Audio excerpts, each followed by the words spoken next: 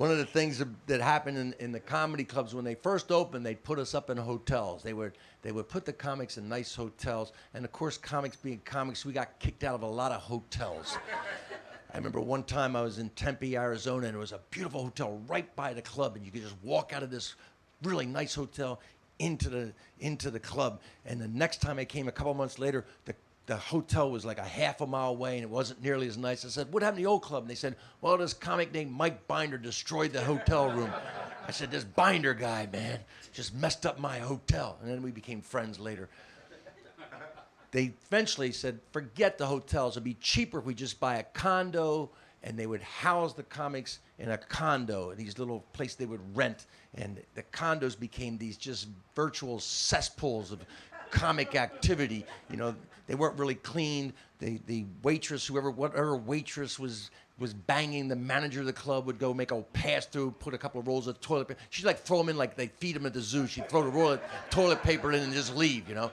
Nobody cleaned the places. They were tough, and the worst of the worst. I mean, I'd been in every condo for years, but in the late 80s, I went to a place in West Palm Beach, Florida. Now, you wouldn't think it'd be that bad, but we gave them there in the daytime. When they dropped me off in the daytime, and I got out of the car, and they said, "We got a whole house for you." And I looked outside the house. It doesn't seem like much of a house.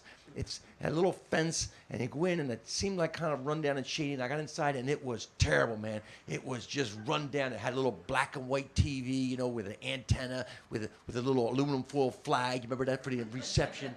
And it had a bathroom. You could actually hear the pee hitting dirt. It was, and it didn't have air conditioning. This was Florida. It had one of those swamp coolers, which was actually something they pulled together with scrap metal from a B-27 bomber or something. I don't know. It was just terrible. This thing was so loud, you wouldn't even want to listen to it to get whatever kind of cool air would come out of this swamp cooler thing. I don't even know what it is. They blow a fan over water or something. I don't know what it is. But they go, "We got a swamp cooler." And it was terrible. And I remember sitting there after the first night of shows, and I thought, man, this is it for Mike. I was sweating. It was so hot. I'm sitting in my underwear watching this little 9-inch black and white TV, and all of a sudden the door flies open, man. I hadn't locked it. I don't even know if there was a lock on it. And this guy comes in, and he's bleeding from the head, and he goes, "They fucking hit me with a ball peen hammer, man."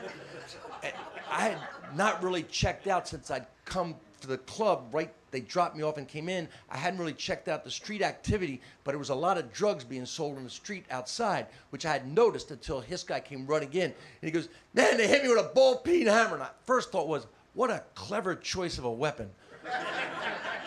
Ball peen hammer. It's just funny, man.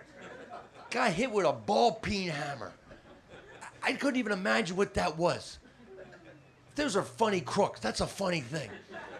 So he's a kind of a dressed up guy. He had like a little Izod, you know, little alligator shirts. He was a nice, like, in chino pants. He's kind of dressed up nice, but he's bleeding, which kind of takes the whole thing in a nice dressing out of his head, and screaming, "Motherfuckers, mother!" And he starts screaming out the door, and he's using the N-word liberally. "You motherfucker!" And I'm like, "Hey man, what is he?" "I need your phone." I said, "There's no phone." They didn't put phones into comedy condos because comics would call anywhere in the world, you know.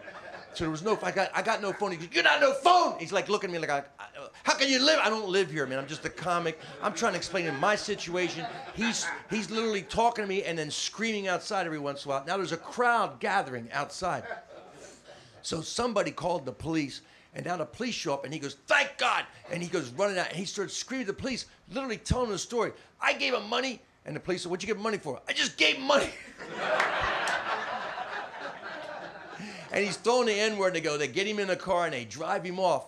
And now I'm standing there, and everybody looks at me like, "Hey, man, I'm not his friend. I don't know this guy." And a beer bottle hits the wall, like by me, right? And I go, "I'm leaving too." I got my bag, and I left. I came out, and the police were still there. I said, "I need a ride to a hotel," and they drove me to a hotel, and I never went back. And the next day at the club, they go, "What happened at the club?" I said, "I am not going back to that comedy condo." I told them the story, and they go, "Yeah, we've had a couple of problems there."